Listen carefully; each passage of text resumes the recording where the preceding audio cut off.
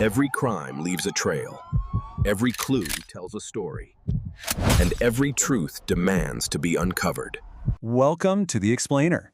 Now, today we've got a very serious topic to get through, and we're going to keep things strictly measured and objective as we break it down. We're looking at an official press release straight from the Department of Justice, specifically out of the Eastern District of Virginia from April 2026. The case is United States versus Anthony George Ruggiero. It's a heavy one, folks. It involves international borders, complex digital evidence, and ultimately a very severe federal sentence. Our goal here is just to methodically walk through the facts exactly as the DOJ laid them out so we can really understand how this case was built and prosecuted. Okay, let's dive into this. Here's our clear structural path for today's explainer to respectfully prepare us for the sensitive subject matter ahead. First, we'll look at the life sentence. Second, the timeline of exploitation. Third, the digital evidence. And finally, the broader systemic response, Project Safe Childhood. Section 1. The life sentence. Justice served. Right off the bat, looking at the official court records, Anthony George Ruggiero, a 42-year-old man from Gloucester, Virginia, was sentenced to life in prison. This came down in a federal courtroom in Newport News, and I mean a life sentence. The sheer gravity of that immediately tells you just how severe these offenses were. Accountability was absolutely achieved here, at the highest level of our federal justice system. So, we've established the definitive endpoint. Now let's look at how we got there. So, the crucial point is the specific federal charges that actually warranted a penalty like that.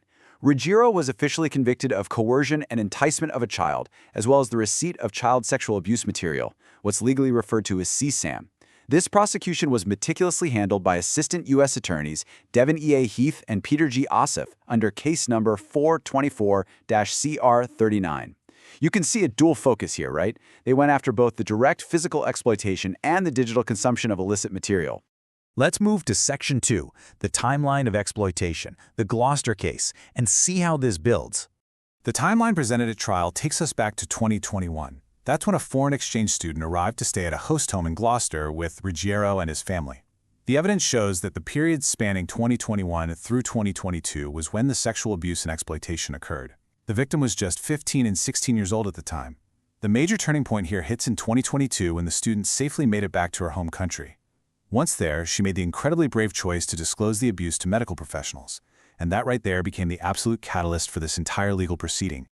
Now, once that disclosure happened overseas, it triggered an immediate, massive institutional response back here in the States. The official investigation was taken up and led by the FBI's Norfolk field office. And you have to credit their swift, decisive action here. The moment they received that intelligence from abroad, federal prosecutors started putting the puzzle pieces together. They made sure that thousands of miles of geographical distance wasn't going to stop the pursuit of justice. Which brings us to Section 3, the digital evidence. Coercion across borders. Now, what's really interesting about this slide is how the digital footprint provided undeniable proof of the ongoing coercion. Because as the FBI dug deeper, they realized the abuse didn't just stop when the victim left the U.S. Ruggiero used his social media accounts to essentially keep a hold on the victim long after she'd gone back home. We're talking about sending explicit messages, demanding explicit photos, and engaging in these highly graphic conversations where he recounted past abuse and detailed his future fantasies. It's horrific, but this digital trail basically served as a permanent, immutable record of his crimes. And it doesn't stop there. Investigators quickly realized they were dealing with a multi-jurisdictional nightmare. You have a very clear distinction that the prosecution had to navigate. On the one hand, you've got the tragic physical abuse of the exchange student that happened locally right there in Gloucester, Virginia. But on the other hand, you have the digital receipt of entirely separate, completely illegal material crossing state lines. Specifically, this involved an identified victim located in Texas. And that specific number is 5. Ruggiero was found guilty of receiving 5 distinct videos of child sexual abuse material featuring that identified victim out in Texas. This discovery was absolutely critical because it proved to the court the much broader, much darker scope of what Ruggiero was doing. He wasn't just exploiting the teenager living under his roof, he was an active participant in a digital ecosystem of child exploitation that stretched across the entire country. All right, moving to Section 4, Project Safe Childhood, the systemic response. To really grasp the full context of a conviction like this, we've got to zoom out a bit. We need to look at the overarching Department of Justice initiative that actually makes this prosecution, and countless others like it, possible. This whole case was brought as a direct result of Project Safe Childhood. Now, this was launched back in May of 2006, and the DOJ's nationwide mandate was crystal clear. Their goal is to, quote, combat the growing epidemic of child sexual exploitation and abuse. When you understand that mandate, you realize the Ruggiero case isn't just some isolated local event. It's the targeted execution of a long-standing mission by the federal government to protect our most vulnerable. And this brilliantly illustrates exactly how the DOJ executes that mission through the Project Safe Childhood Action Plan.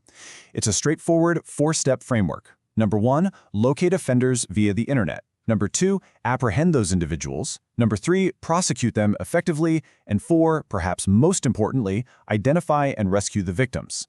This whole operation is spearheaded by U.S. Attorneys' offices and the Child Exploitation and Obscenity Section, or CEOS. It's a massive, coordinated effort that pulls together federal, state, and local resources to cast an inescapable net for these offenders. Just to give you a sense of how active this systemic response is at the local level, let's look at the Eastern District of Virginia in late April 2026 alone. They saw a massive crackdown. You've got Dominic Nathaniel Torres in Norfolk sentenced to 10 years, Richard Scott Tyson in Gum Springs convicted by a federal jury, and Michael Logan Bourne in Chantilly slapped with 27 years in prison. So you see, the Gloucester case we've been unpacking today, it's really just one piece of this extensive, relentless federal effort operating right there in Virginia. Which brings us to a final thought based on everything we've gone through today.